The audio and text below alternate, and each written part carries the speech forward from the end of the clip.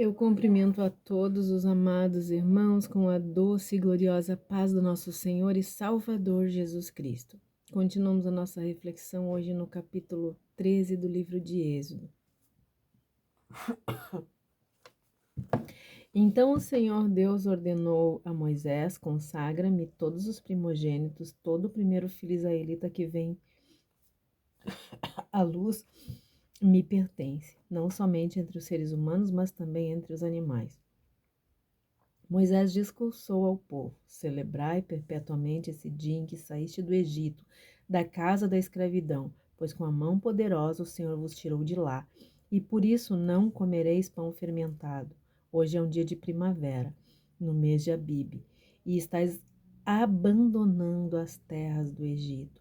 Quando o Senhor vos fizer adentrar a terra dos cananeus, dos hititas, dos amorreus, dos heveus e dos jubizeus, território que jurou aos vossos antepassados que vos daria, terra onde mana leite e mel, então havereis de celebrar essa cerimônia sempre este mesmo mês. Comereis pão sem fermento durante 7 dias, e no 7º dia haverá uma grande festa para o Senhor. Durante 7 dias serão comidos pães sem fermento. Não haverá em vossas casas nada de fermentado, nem em todo o vosso território. Naquele dia, assim falarás a teu filho: eis que o Senhor fez por mim quando saí da terra do Egito. E será como um sinal da tua mão, um memorial entre os teus olhos, para que a lei do Senhor esteja na tua boca, pois o Senhor te tirou do Egito com braço forte. Observarás esta lei perpetuamente no tempo determinado de ano em ano. Depois que o Senhor te fizer entrar na terra dos cananeus, como jurou a ti e a teus pais, entregar-te por herança, separarás para o Senhor o primeiro nascido de todo o ventre. Todos os primeiros machos de teus rebanhos pertencem ao Senhor. Resgatarás com um cordeiro toda a primeira cria dos jumentos. Mas se não quiseres resgatá-la, tu lhes quebrarás o pescoço, mas todo primogênito do homem entre teus filhos tu resgatarás. Quando amanhã o teu filho te perguntar o que é isso, vai responder: o Senhor tirou-nos do Egito da casa da escravidão com mão poderosa. Porquanto, tendo-se obstinado o faraó e não querendo deixar-nos partir, o Senhor matou todos os primogênitos na terra do Egito, desde o filho mais velho do homem até as primeiras crias dos animais. Por isso que sacrificamos ao Senhor todo o primeiro filhote macho entre os animais, mas pagamos o preço do resgate para ficarmos com nossos primogênitos. Isso será, pois, como um sinal amarrado à tua mão esquerda, e teflim, um símbolo, em tua testa, como uma lembrança de que o Senhor nos tirou do Egito com mão forte. Ora, quando o faraó deixou o povo partir, Deus não o guiou pela rota da terra dos filisteus, embora esse fosse o caminho mais curto, porquanto entendeu o Senhor, para que porventura não se arrependa do passo dado ao deparar-se com a guerra e volte para o Egito, né? Deus então fez o povo dar a volta pelo caminho do deserto, pelo Yam-Suf, Mar Vermelho, embora os filhos de Israel tivessem saído armados da terra do Egito. Moisés levou consigo os ossos de José, pois havia este feito os filhos de Israel jurar solenemente, afirmando: Deus haverá de nos visitar, e nesse dia levai daqui convosco os meus ossos. Os israelitas partiram de Sucote, acamparam em Etã, junto ao deserto. Durante o dia o Senhor ia adiante deles numa coluna de fogo, numa coluna de nuvem, para guiá-los no caminho, e de noite ele ia numa coluna de fogo para iluminá-los. Assim podiam caminhar de dia e também durante a noite. A coluna de nuvem não se afastava do povo o dia inteiro, e nem a coluna de fogo durante a noite.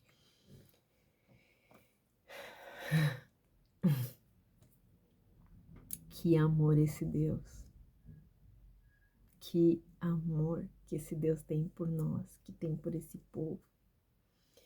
O Deus Criador mostrou o seu poder incomparável, a sua soberania, mudando o rumo de uma nação sem nenhuma esperança. Uma nação que por 400 anos foi escrava da maior potência mundial. O êxodo dos hebreus ensina que há esperança a todos que mantêm o foco na revelação de Deus, desse Deus libertador. Ah, queridos, pensem nisso, amados. O êxodo dos hebreus nos ensina que tem esperança para todos os que mantêm o foco na revelação desse Deus libertador, desse Deus que mostra tudo isso na sua palavra para nós. Êxodo é o termo usado para descrever quando as pessoas abandonam um lugar e buscam melhores condições de vida em outro, né? Em outras regiões. Mas nesse caso, no caso aqui dos hebreus, a saída dos hebreus do Egito é a partida do Egito e a viagem desse povo durante a peregrinação em direção à terra prometida. O condutor que aparece nessa caminhada é Moisés, mas a direção estava na mão de Deus e, portanto, ela foi acompanhada pelos mais variados milagres. Queridos, esse mundo está nas mãos do maligno e os enviados de Deus vão enfrentar todo tipo de oposição nesse mundo, com certeza. Mas aqueles que são realmente enviados por Deus, eles dependem somente de Deus, dependem completamente do poder sobrenatural de Deus para cumprir toda a sua missão nessa terra. A missão é dele, só dele. E é por isso, queridos, que é muito perigoso tentar fazer a missão por conta própria. O que acontece quando alguém tenta fazer a missão por conta própria é que escandaliza o evangelho. E escandaliza muitas vezes a si mesmo, né? E a pessoa que faz a missão, que tenta fazer a missão por conta própria, ela infelizmente se encrenca muito com Deus. Tem que tomar muito cuidado com isso, queridos. A missão é dele, querido, completamente dele. Não faça, não tenta fazer por conta própria. Tem muita gente tentando fazer por conta própria e com interesses próprios. E para isso usam todo tipo de métodos humanos, né? Isso é terrivelmente perigoso. Os missionários dependentes de Deus alcançam objetivos que não tem como calcular e não tem como compreender. A mente humana não compreende de forma nenhuma. Porque o próprio Deus faz coisas que é impossível aos olhos humanos entender, né? Quando uma nação entende e aceita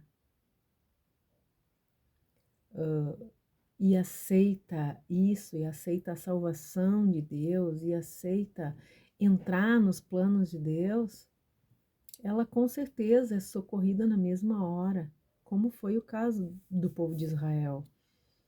Mas aqueles que ignoram a Deus, como fez o faraó, eles são afundados nas suas próprias vaidades e vão morrer afogados nas suas ambições, como aconteceu com o faraó. Aqui do do versículo 1 até o versículo 16.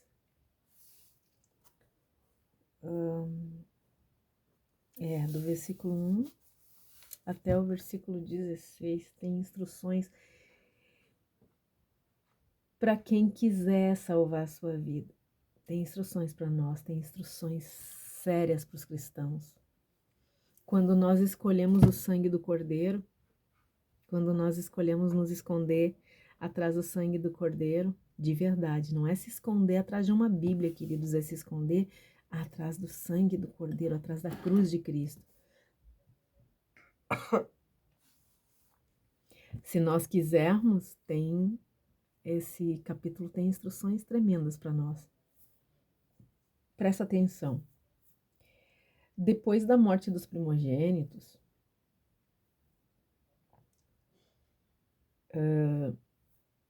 dos que rejeitaram o sangue do Cordeiro, né? A ordem de Deus, então, agora é consagrar e separar todos os primogênitos vivos para o Senhor. Eles deveriam aprender sobre Deus, esses primogênitos que são consagrados para Jesus, né? Eles deveriam, então, agora, aprender com os seus pais, aprender com os seus familiares, né? Os pais devem ser os líderes desses bebês que foram consagrados a Cristo, né? Eles devem ser os líderes espirituais deles. Então, eles vão orientar sobre as regras, sobre as leis, sobre os princípios de Deus, contando tudo que Deus fez na vida deles. Era isso que Deus estava mandando eles fazerem, né?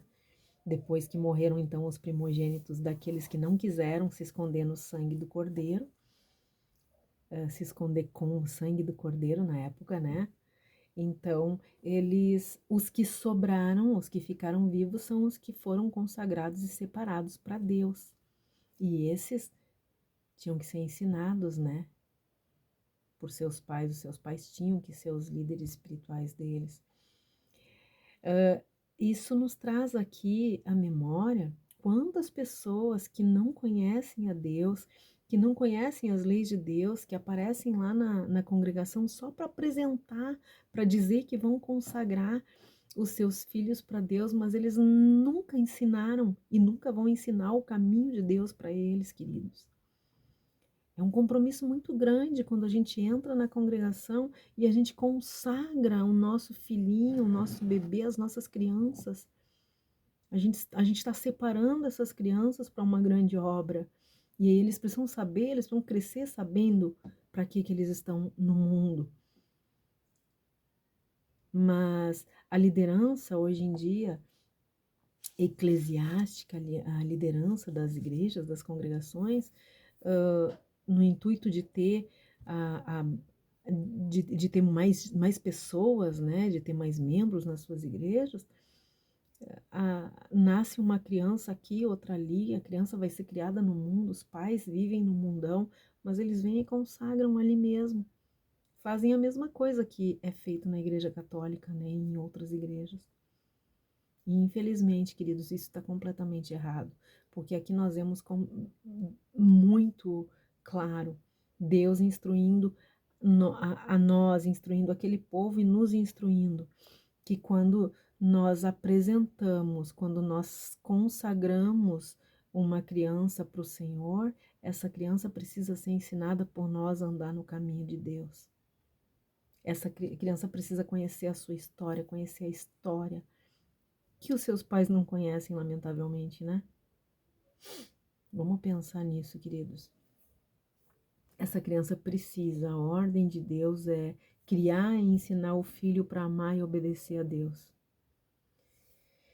Depois aqui nos versos 17 até o fim, até o 22, os filhos de Israel saíram do Egito liderados não por Moisés, mas por Deus.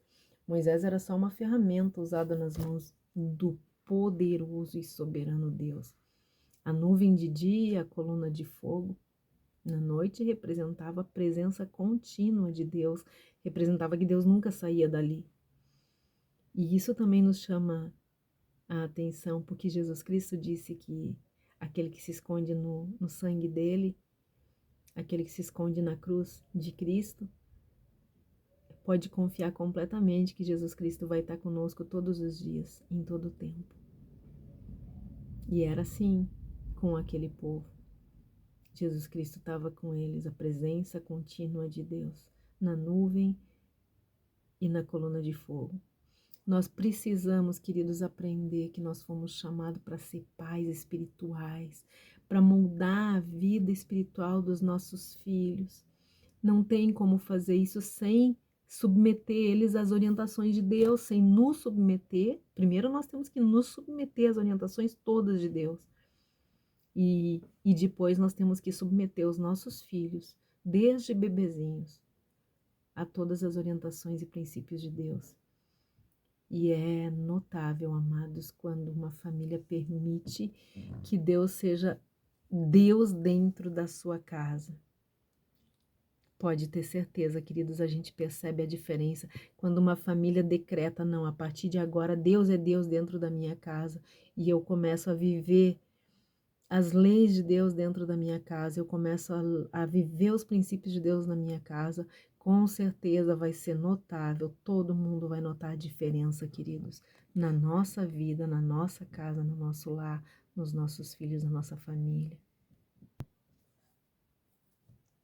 E também é lamentável a quantidade de famílias que dizem que servem a Deus, mas que elas querem ser donas da sua própria vida. Na verdade, são milhares de pessoas que dizem professar a fé cristã, que dizem que servem a Deus, mas que elas são os seus próprios deuses. Elas consagram os filhos a Deus, mas elas fazem desses filhos os seus ídolos. E, queridos, a família tem a obrigação de se submeter a Deus e submeter os seus filhos e a sua família toda. E todos aqueles que entram na sua casa precisam se submeter ao seu Deus, ao nosso Deus. Essa é a ordem. A família que tem a verdadeira marca do sangue do Cordeiro não permite de forma nenhuma que os filhos sejam ídolos e nem permite que os filhos e que ninguém levante nenhum tipo de ídolo na sua casa. Uma família que realmente tem a marca do sangue de Cristo, uma família que realmente serve a Deus, ela sabe que quando sair desse mundo para ir para o céu, ela vai sair com toda a sua família, junto com todos os cristãos verdadeiros. A saída do mundo é o êxodo dos cristãos. Quando nós conhecemos a Cristo, quando nós confessamos a Jesus Cristo como nosso Senhor e Salvador, nós estamos saindo do mundo e começando o nosso êxodo.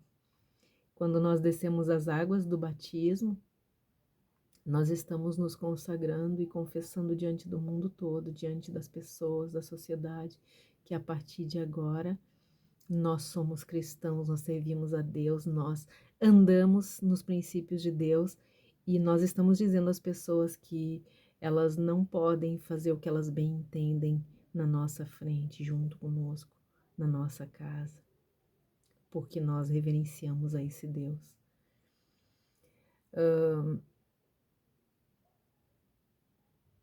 Anotem isso, queridos, a saída do mundo é o êxodo dos cristãos que caminham nesse mundo em direção à terra prometida, a nova terra prometida, a nova Canaã.